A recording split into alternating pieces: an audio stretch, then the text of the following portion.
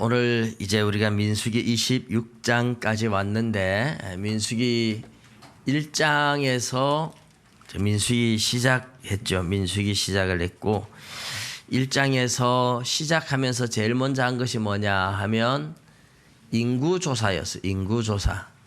사람 숫자를 헤아리는 인구조사를 하고 이제 26장에서 또다시 인구조사를 하고 있습니다. 인구조사를 한다 하는 말은 이제 훈련소 처음 들어가면 인구조사 하잖아요. 훈련소를 마치고 나올 때 또 이제 인구조사를 또 합니다. 군에 가면 아침에 일어나면 밤에 도망간 사람이 없나 확인하기 위해서 점호를 합니다. 인구조사를 합니다. 그리고 저녁에 잠잘 때 훈련 받다가 낙오자가 생기지 않았나 확인하기 위해서 또 점호, 인구조사를 또 합니다.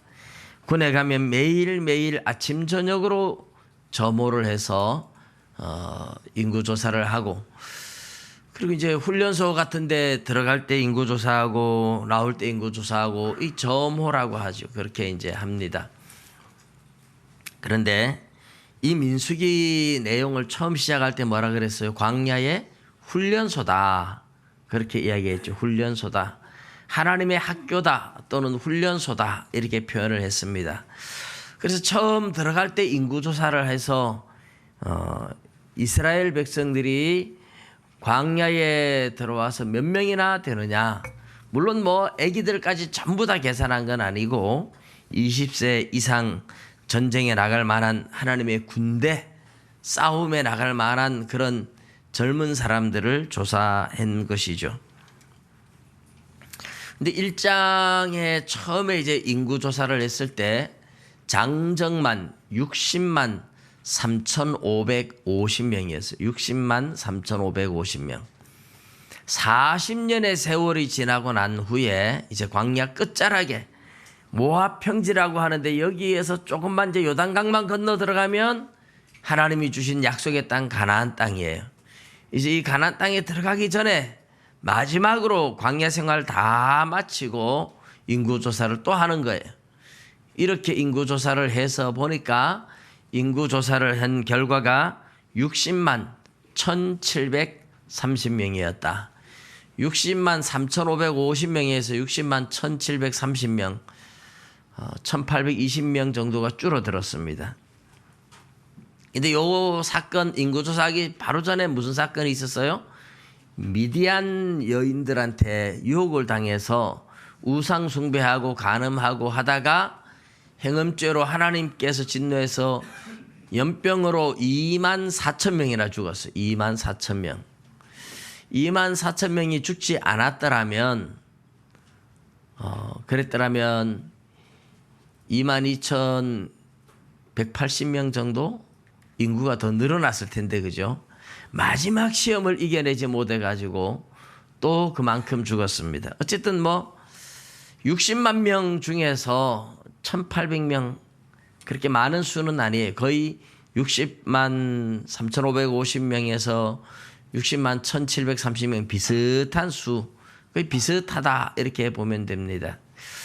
40년의 광야 생활을 마치고 나서 인구가 거의 비슷하게, 레위인들은 1개월 이상 된 사람의 수를 헤아렸어요. 레위인들 1개월 이상 된 사람의 수를 헤아렸는데 레위인들은 인구가 700명 조금 넘게 늘어났습니다. 레위인들은 늘어났고 이제 이스라엘 각 지파도 어떤 지파는 늘어나고 어떤 지파는 줄어들고 광야 생활 이제 마지막 결산입니다. 결산. 이제 이스라엘 그 성막을 친 순서가 그렇죠. 성막을 친 순서가 동쪽에 보면 이제 유다 지파, 이사갈 지파, 스불론 지파가 있는데 이 동쪽에 진을 친 유다 지파, 이사갈, 스불론 지파는 인구가 다 늘어났습니다. 늘어났고 남쪽에 진을 친 루벤 지파, 시므온 지파, 갓 지파 요 세 지파는 인구가 다 줄어들었어요. 다 줄어들었는데 그 중에서도 야곱의 둘째 아들 시므온 지파는 엄청나게 많이 줄어들었어요. 대략 한 3만 7천 명이 줄어들었어요. 다른 지파들은 한 10,000명 내외에서 올라가고 내려가고 하는데 시므온 지파는 3,700명도 넘게 인구가 확 줄어들어서 전체 인구가 2만 명 조금 남짓하게 그렇게 되어버리고 말았습니다. 59,300명에서 22,200명, 59,300명이면 그 6만 명에 육박했던 인구가 22,200명으로 확 줄어들었어요. 이 시므온 지파는 야곱의 12아들 가운데 둘째 아들인데 셋째 아들 레위와 짝짝꿍이 돼서 세겜 사람들을 다 죽일 때 앞장섰던 사람이 시므온이고, 요셉을 애굽에 팔아먹을 때에도 사실 이 시므온이 앞장서서 팔아먹은 거예요. 시므온이 앞장서서 죽이려고 했던 거죠. 그래서 요셉이 애굽의 총대가 되어서 형들이 곡식을 사러 다 내려왔을 때 요셉은 형들을 알면서도 모르는 척하고 너희들 첩자다 이래가지고 다 감옥에 3일 동안 가두었었죠. 그러다가 곡식 가지고 올라가서 가족들을 구원하고 너희들 동생이 있다니까 동생 데리고 와봐라. 그러면 내가 믿겠다. 그러나 다시 안 돌아올까 봐 인질 하나 잡아놓겠다 하면서 잡아놓은 인질이 누구예요? 시므온이에요. 시므온. 그러니까 이 시므온은 말하자면 참 못된 아들이었죠. 못된 아들이어서 동생 요셉을 죽이려고 했었던 사람, 세겜 사람들을 몰살시킨 사람. 그런 이런 시므온이 야곱이 죽을 때에 12아들을 축복하면서 남긴 축복이 아닌 저주예요. 시므온과 레위는 형제다. 그러면서 내 호나 내 영혼아 그들의 모의에 참가하지 말지어다. 그러면서 그들은 살인하는 아주 잔혹한 기계라고 야곱이 자기 아들 시므온과 레위를 향하여 그렇게 말하면서 그들을 이스라엘 중에 흩어버리겠다고 말했어요. 이스라엘 중에 뿔뿔이 흩어지고, 그래서 실제로 이제 레위 지파도 재상이 되어서 이스라엘 12지파에 막 흩어져 있고, 시므온 지파는 유다 지파와 같이 땅을 얻지만 나중에 흡수되고 뿔뿔이 흩어지는 지파 중에 하나로 그렇게 볼 수 있습니다. 어쨌든 야곱이 죽기 전에 아들들 축복하는데 가장 저주한 아들이라고 볼 수 있는 게 시므온이에요. 그런 시므온의 그 후손이 결국은 보면 잘 되지 않더라. 여러분, 이 광야 생활이라는 것은요, 하나님의 훈련이잖아요. 훈련소에 들어갈 때 다 훈련을 잘 받고 그대로 나오면 제일 잘한 거죠. 그죠? 그런데 훈련소에 들어갈 때 100명이 들어갔는데 다 탈락하고 훈련을 마치고 나오니까 한 명밖에 못 나왔다. 그러면 참 엉망인 거예요. 이 광야 생활은 일종의 훈련소이기 때문에 들어갈 때의 수와 나올 때의 수가 비슷해야 되는 겁니다. 그런데 다른 지파들은 들어갈 때보다 더 늘어나서 나오는데 시므온 지파는 들어갈 때보다 확 줄어서 나와요. 그게 이제 축복을 받지 못하는 그 시므온 지파가 훈련을 제대로 못 받았다.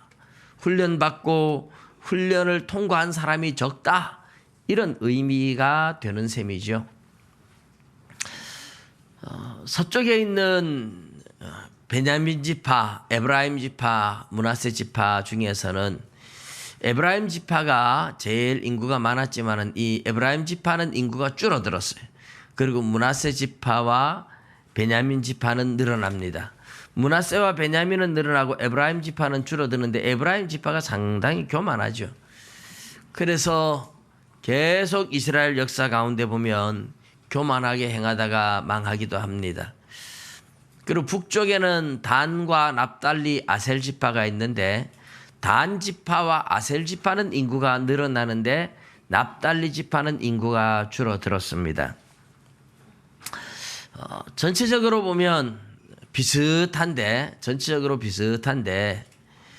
근데 이 이스라엘 백성들의 모습에서 야곱이 죽을 때에 자손들을 축복했느냐 저주했느냐, 야곱이 하나님 앞에 자기 12명의 자녀를 놓고 어떻게 그들을 바라보고 그들을 축복했느냐에 따라서 결과가 이렇게 나타나는 모습을 봅니다. 유다 지파, 가장 축복받은 지파로 7만 명이 넘는 인구, 제일 축복된 지파였어요. 유다와 함께 있는 이사갈, 스불론 다 늘어났습니다. 근데 루벤 지파는 그렇지 못한데 루벤과 함께 있는 지파들은 다 줄어들었어요.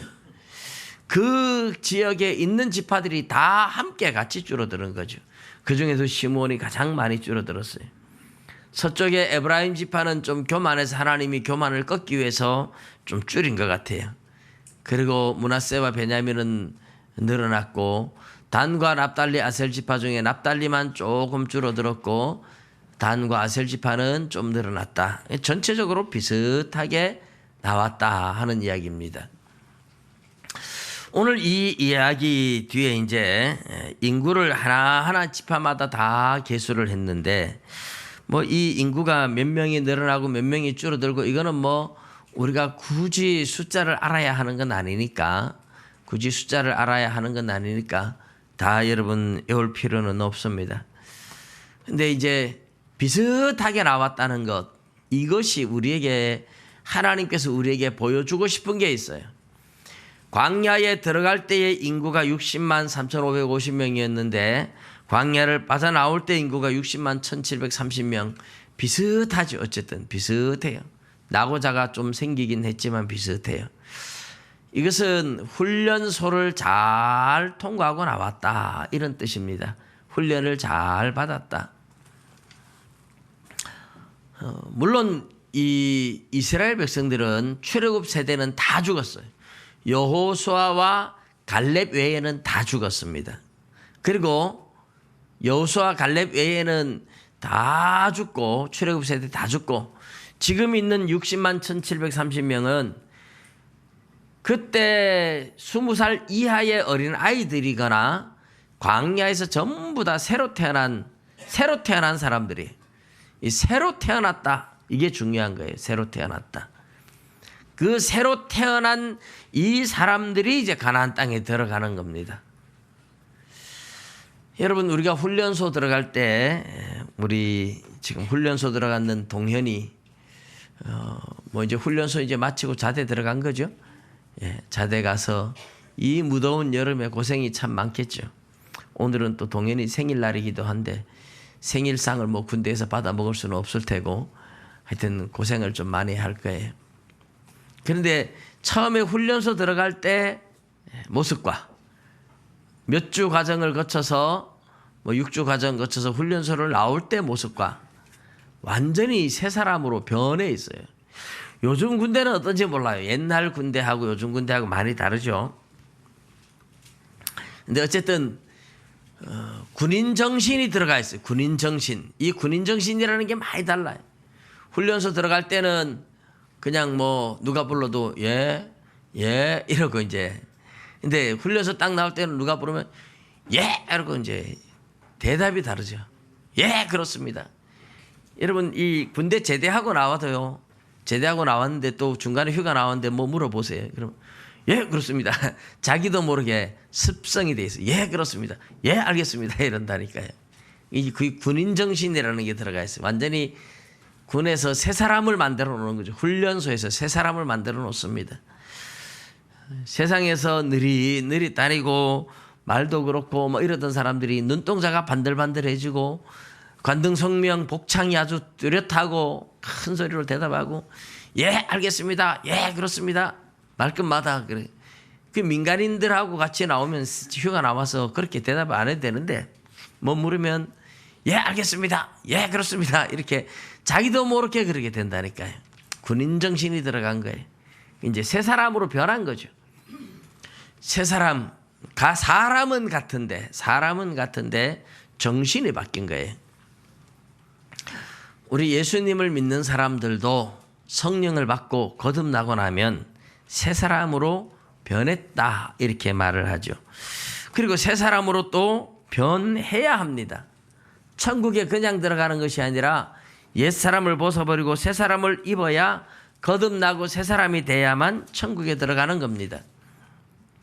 요한복음 3장 5절에 보면 예수님께서 3장 3절에 보면 진실로 진실로 내게 이르노니 사람이 거듭나지 아니하면 하나님의 나라를 볼 수 없느니라 이랬어요. 니고데모에게 예수님이 하시는 말씀인데 사람이 거듭나지 아니하면 다시 태어나지 않으면 하나님 나라를 볼 수도 없다. 그러니 니고데모가 하도 의아해서 사람은 늙으면 어떻게 다시 태어날 수 있습니까? 내가 엄마 뱃속에 다시 들어갔다 나와야 됩니까? 이렇게 물어요. 그러니까 예수님이 다시 대답해 주시죠. 진실로 진실로 내게 이르노니 사람이 물과 성령으로 나지 아니하면 하나님의 나라에 들어갈 수 없다. 물과 성령으로 태어난다. 물과 성령으로 다시 태어난다. 그렇게 말씀을 하신 겁니다. 여러분, 우리 예수님을 믿는 사람은 성령으로 거듭난 사람들이에요. 다시 태어난 사람들이에요. 거듭난 사람들이에요. 그런데 내가 거듭났다고 해서 가만히 있으면 그냥 천국 가는 게 아니고 내가 거듭난 사람으로 새 사람으로 변해야 합니다. 하나님의 거듭나는 것 자체는 내가 노력해서 되는 게 아니에요. 우리 인간의 노력이나 힘이 전혀 아니에요. 오직 하나님께서 성령을 주심으로 성령으로 다시 태어나는 사람들이죠. 그런데 성령으로 거듭난 사람이 이제 하나님의 자녀답게 싸워 나가는 겁니다. 거룩한 하나님의 자녀답게 살아가기 위해서 힘쓰고 애쓰며 성령을 따라 살아가야 돼요. 그런 과정을 우리가 성화라고 이렇게 부릅니다. 성화라고 부르는데 예수님을 믿어도 우리 성령을 받으면 영은 의로 말미암아 살아있지만 육신은 죄로 말미암아 여전히 죽어있는 상태라고 로마서 8장 9절에 그렇게 말씀을 해요. 그러니까 우리의 영은 살아있지만 육은 여전히 죽어있는 상태인데 죽어있다 이 말은 하나님과 관계가 끊어졌다는 말입니다. 하나님의 은혜가 없어서 하나님과 관계가 끊어져서 육신의 욕망이 우리를 지배하려고 하는 것과 우리 안에 성령으로 거듭난 영이 하나님의 성령을 따라 살아가려고 하는 것과 이 두 마음이 우리 안에서 계속 부딪히고 싸우고 있는 거예요. 갈라디아서 5장에도 이 이야기를 잘하죠. 육신의 소욕은 성령을 거스리고 성령의 소욕은 육신을 거스리나니 이 둘이 서로가 원하는 것을 하지 못하게 하고 서로 원수되어 있다고 말합니다. 그래서 우리가 성령을 따라 살아가야 된다. 육신을 따라가 살아가면 안 된다고 얘기를 해요. 로마서 8장 12절에도 보면 그러므로 형제들아 우리가 빚진 자로 돼 육신에게 져서 육신대로 살 것이 아니니라. 너희가 육신대로 살면 반드시 죽을 것이로되 영어로서 몸의 행실을 죽이면 살리니 그랬어요. 육신에게 져서 육신대로 살 것이 아니다. 육신대로 살면 반드시 죽는다 이랬어요. 그러나 영어로서 몸의 행실을 죽이면 산다. 여기서 죽는다 산다는 말은 쉽게 말하면 천국 간다 못 간다 이 말하고 똑같은 겁니다. 그러니 우리가 성령으로 거듭난 하나님의 자녀라고 말하지만 육신의 욕망에 끌려서 살아가면 천국 못 가는 거죠. 육신에게 매여서 육신대로 살고 육신에게 끌려 살아가면 안 된다는 겁니다. 그러면 어떻게 살아야 되느냐? 영으로서 몸의 행실을 죽여야 된다. 우리 안에 두 마음이 있다 그랬죠. 성령으로 거듭난 우리 영과 육신의 욕망을 따라 살아가려고 하는 육신과 그러니까 육신은 단순히 이 육체의 고기 덩어리를 말하는 게 아니에요. 우리 육신의 욕망이 우리 마음에 들어있다는 겁니다. 여러분 다이어트 하려고 하는 사람들이 실패하는 게 바로 그런 거 아니에요? 마음으로는 내가 다이어트를 해야지. 그런데 육신의 욕망은 육신이 뭐 그러는 것이 아니라 육신에 먹고 싶은 욕망이 마음으로 나타나는 거잖아요. 마음으로. 그래서 마음의 욕망을 이기지 못해요. 저도 어제 다이어트를 시작을 한다고 해봤는데 제가 몸무게를 재보니까 한 78kg 나가더라고요. 그래서 어제 아침, 점심 그렇게 이제 우리 유집사님 거 갖다가 제가 먹었습니다. 저녁 때가 되니까 도저히 배가 고파서 못 견디겠어요. 그래가지고 국수 꽃배기 먹고 옥수수 하나 먹고 복숭 한 2개 먹고 그리고 또 밥 한 그릇 먹고 너무 먹어가지고 나중에 잘 걷지를 못하겠더라고요. 이게 육신의 욕망이. 우리가 육신의 욕망을 이겨내야 되는데 이 육신의 욕망을 이겨내지 못해서 우리가 안 되는 거잖아요. 그래서 우리 육신의 욕망을 이긴다는 것, 이게 이제 성령을 따라 살아가는 사람의 마음에 육신의 욕망과 치열한 싸움이 있습니다. 근데 이걸 우리가 싸워야 돼요. 하나님이 그냥 다 해주시는 게 아니에요. 하나님의 성령은 우리에게 육신의 욕망을 따라 살아가지 말라고, 성령을 따라 말씀을 따라 순종하라고 우리에게 권고해 주시고, 우리 스스로도 육신의 욕망과 싸우며 성령을 따라 살아가기 위해서 함께 힘을 보태고 함께 싸워 나가야 되는 겁니다.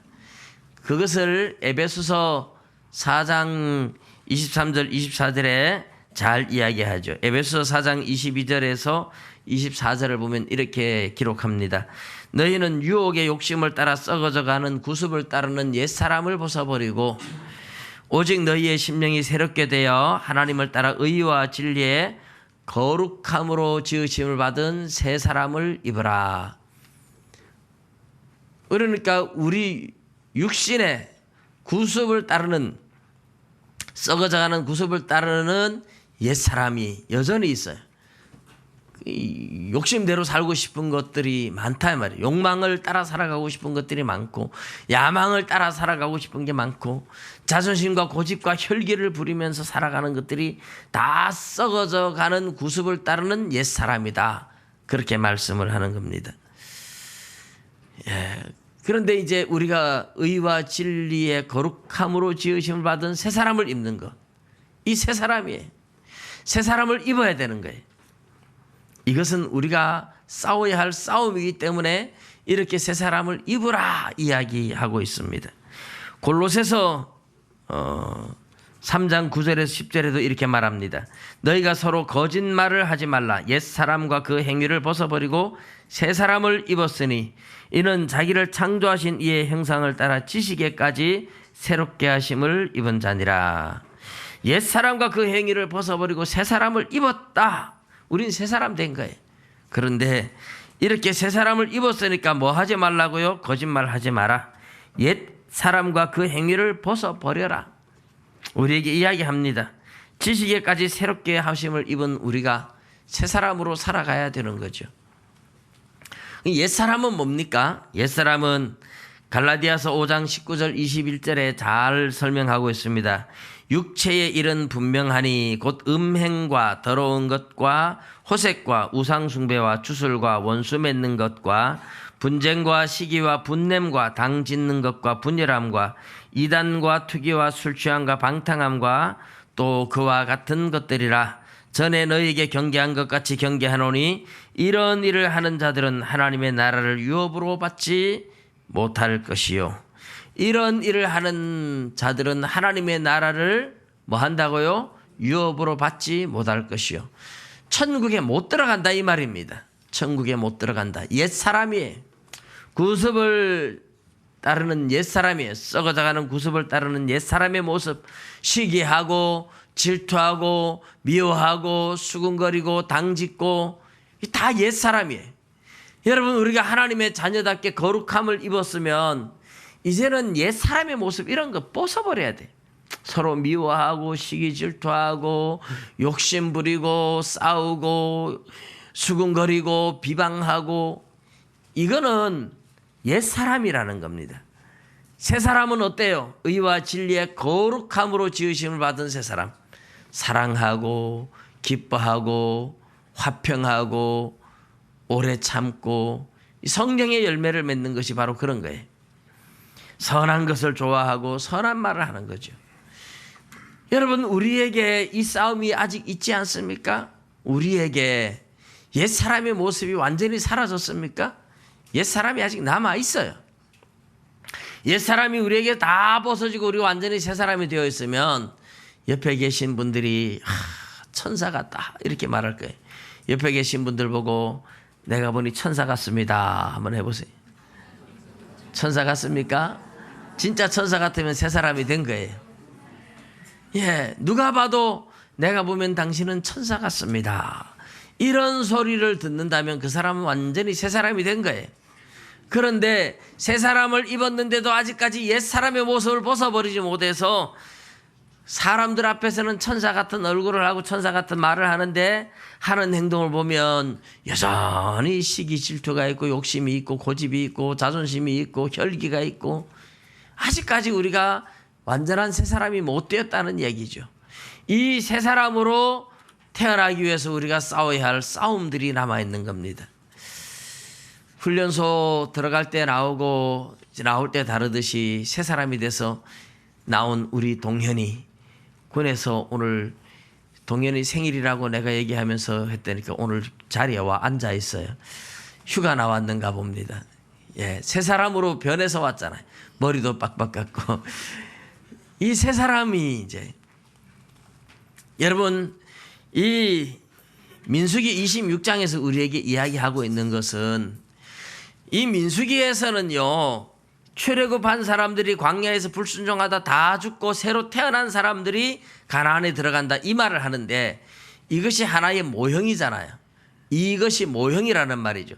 출애굽했던 세대는 광야에서 죽고 새로 태어난 사람이 가나안 땅에 들어간다 이 말은 오늘 저와 여러분에게는 내가 예수 믿을 때는 옛 사람의 모습으로 살아왔지만 예수 믿고 천국 가기 위해서 내가 새 사람으로 태어났다 새로 태어났다 그 말을 하는 겁니다.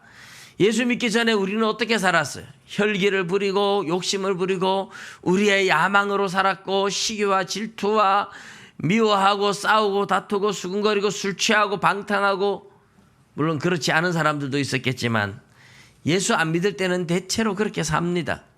그런데 예수님 믿고 나서 어떻게 변했어요? 이제 술도 안 먹고 노름도 안 하고 욕하고 미워하고 시기하고 질투하던 이런 옛 사람을 다 벗어버리고 이제는 겸손하게 사랑하며 섬기며 기뻐하며 선한 것을 좋아하며 이렇게 살아가는 사람, 새 사람이 된 거죠. 이렇게 새 사람이 돼야만 천국 들어간다는 말입니다. 과연 나는 새 사람이 되었는가? 우리 자신들을 돌아보고 새 사람으로 태어나기 위해서 우리는 싸워야 할 싸움이 있어요. 성화라고 부르는 겁니다. 물론 사실 성령으로 거듭나고 하나님께서 우리를 하나님의 자녀 만들고 거듭나게 만들었지 내가 한 건 아니고 또 이 성화 과정도 사실은 하나님이 우리를 끌어가십니다. 우리를 성화 만들어 가요. 거룩하게 만들어 갑니다. 그런데 내가 안 하고 게을러서 내가 거룩한 싸움을 싸우지 않고 육신의 욕망을 따라서 계속 살아가면 그대로 놔두면 죽을 거니까 하나님께서 어떻게 하겠어요? 징계를 내립니다. 매를 때립니다. 고난을 당하고 고통을 당하면서 정신 차리고 하나님 앞에 돌아오는 겁니다. 그래서 하나님 앞에 내가 바르게 살아야 되는구나. 내가 그동안 이렇게 엉망으로 살아서 하나님께서 나를 징계하셨는구나. 그렇게 깨닫고 돌아오는 겁니다. 따지고 보면 우리를 거룩하게 만들고 성화시켜서 천국까지 끌고 가는 모든 과정이 하나님의 은혜일 뿐입니다만 그러나 우리가 스스로 느끼는 데는 우리가 싸워야 할 싸움들이 많이 있는 겁니다. 말씀대로 살기 위해서 싸워야 됩니다. 육신의 욕망과 싸워야 됩니다. 내가 내 야망으로 살던 야망을 내려놓고 하나님이 주신 비전을 붙잡고 살아나가는 겁니다. 내 욕심대로 살아가던 것을 버리고 이제 하나님의 말씀에 순종하면서 살아가는 겁니다. 시기와 질투와 다툼으로 살아가던 우리의 이 마음속에 들어있는 고집들, 자존심들 많이 있잖아요. 이거 다 내버리고 겸손하게 사랑하며 섬기며 살아가야 됩니다. 어쩔 수 없이 우리는 그렇게 가야 돼요. 그것이 성도입니다. 그렇게 안 하고 싶을 때 많죠. 내 마음에 들지 않고 나는 그냥 기분이 나쁘고 자존심도 상하고 그냥 내가 하고 싶은 대로 하고 살고 싶고 여러분 그게 이제 우리의 자존심이에요. 그것을 내려놓는 게 참 쉽지 않습니다. 하나님의 말씀대로 살아라 하는데 기분이 좋으면 내가 기분이 아주 좋을 때는 하나님 말씀대로 좀 사는 것 같아요. 그런데 내가 기분이 나쁘면 자존심이 막 떠오릅니다. 기분이 나쁘면 누구의 말도 듣고 싶지 않을 때가 있어요. 그런데 그럼에도 불구하고 나를 내려놓고 하나님의 말씀에 순종하며 살아가야 됩니다. 이렇게 살아간다는 것이 우리가 싸워야 할 싸움들이고 쉽지 않은 싸움이에요. 그런데 이렇게 새 사람으로 태어난 자가 이렇게 새 사람이 되어야만 천국 간다고 이야기하고 있는 겁니다. 광야에서 이스라엘 백성들 옛 사람들 다 죽었잖아요. 다 죽었습니다. 하나님의 말씀에 순종하지 않고 조금만 환경이 안 좋아도 원망과 불평하던 그 시대 사람들 다 죽었습니다. 그리고 광야에서 새로 태어난 이 자녀들은 어떤 사람들일까요? 처음부터 광야에서 살았어요. 애굽에 살았던 거 몰라요. 그들은 처음부터 하나님 말씀에 길들여진 사람들입니다. 하나님의 말씀 따라서 가야 되고 멈추라 그러면 멈춰야 되고. 그래서 이 광야에 태어난 사람들은 전부 다 새 사람이에요. 그냥 말씀에 순종하는 것이 당연하다고 생각하고 살아가는 말씀의 사람들이 된 겁니다. 하나님은 이런 사람들을 데리고 가나안 땅에 들어가는 겁니다. 저와 여러분이 싸워야 할 싸움이 바로 이런 거죠. 우리의 욕심대로 살아가고 우리의 야망, 우리의 자존심, 우리의 고집, 우리의 혈기, 우리의 욕심 이런 거 가지고 살아가다가 하나님을 믿고 나니까 이제는 이렇게 살아서는 안 되는구나. 이제는 말씀대로 살아야 되는구나. 이제는 겸손하게 섬겨야 되는구나. 미워하고 시기하고 질투하던 거 이제 내려놓고 기쁨으로 섬기며 살아가야 되는구나. 체질적으로 안 맞죠. 육신의 욕망과는 원수가 되어 있으니까. 내 육신의 욕망들은 성령을 거스리잖아요. 성령이 원하는 걸 못하게 하잖아요. 그러니까 그렇게 살아가려고 할 때마다 육신의 욕망들이 막 일어나지만 영으로서 몸의 행실을 육신의 욕망들을 죽이는 겁니다. 죽이면서 그렇게 살면 안 돼. 그렇게 육신의 욕망대로 사는 건 하나님의 자녀의 모습이 아니야 하고 자기 자신의 욕망들을 꺾으면서 자기가 자기와의 싸움이에요. 결국 가장 큰 전쟁터는 우리 마음 속에 있습니다. 바깥에 있는 게 아니에요. 우리 안에, 내 안이 전쟁터예요. 성령이 나를 이끌어 가려고 하는 것과 내 육신의 욕망이 나를 끌고 가는 것과 이 두 마음이 내 안에서 싸우고 있어요. 그래서 바울 사도도 오호라 나는 공고한 사람이로다 누가 나를 이 사망의 몸에서 건져내랴. 자기 안에 마음으로는 하나님의 법을 육신으로는 죄의 법을 섬기고 있다고 말합니다. 죄의 법을 섬기는 육신의 욕망과 하나님의 법을 따르고자 하는 마음의 이 욕망과 두 마음이 내 안에서 싸우고 있어요. 그런데 내가 원하는 걸 하지 못하게 육신의 욕망이 나를 잡아서 끌고 가는 걸 보면서 너무 힘들어하고 오호라 나는 공고한 사람이로다 이렇게 탄식을 했었습니다. 여러분 바울 사도가 말했던 그 싸움, 예수 믿는 모든 사람의 마음속에 이 싸움이 있습니다. 저와 여러분은 여전히 광야 생활을 하고 있어요. 빨리 이 광야를 벗어나서 하나님이 주신 약속의 땅으로 들어가야 되지 않겠습니까? 영원한 천국에 들어가기 위해서 우리는 싸워야 합니다.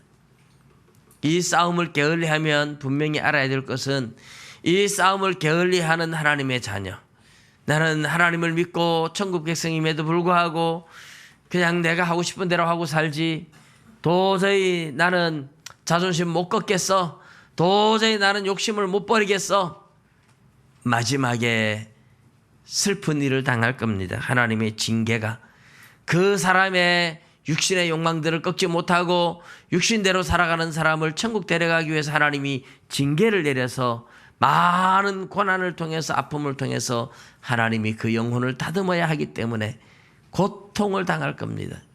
그것이 하나님의 징계입니다. 여러분 우리는 어떻게 살아야 될까요? 하나님의 말씀에 내가 빨리 순종하면 순종할수록 우리의 삶은 평탄한 길이 올 겁니다. 내가 하나님의 말씀에 순종하지 못하고 육신의 욕망이 강하면 하나님께서 우리를 징계를 내려서라도 다듬어야 되기 때문에 고통스러운 삶이, 하나님의 징계를 통한 고통스러운 삶이 따라올 겁니다. 사랑하는 성도 여러분, 하나님 말씀에 순종하십시오. 새 사람답게 살아가십시오. 거룩함으로 지으심을 입은 새 사람이 되십시오.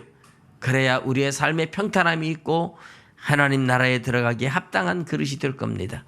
오늘도 내 육신의 욕망과 싸우는 내 마음속의 전쟁터를 경험하실 때에 하나님 앞에 기도하면서 하나님 육신의 욕망에 끌려 살아가지 않도록 도와주십시오. 성령에 끌려 살아갈 수 있도록 도와주십시오. 기도하시고 성령의 사람으로, 새 사람으로 살아가시기를 주님의 이름으로 축복합니다. 기도드리겠습니다.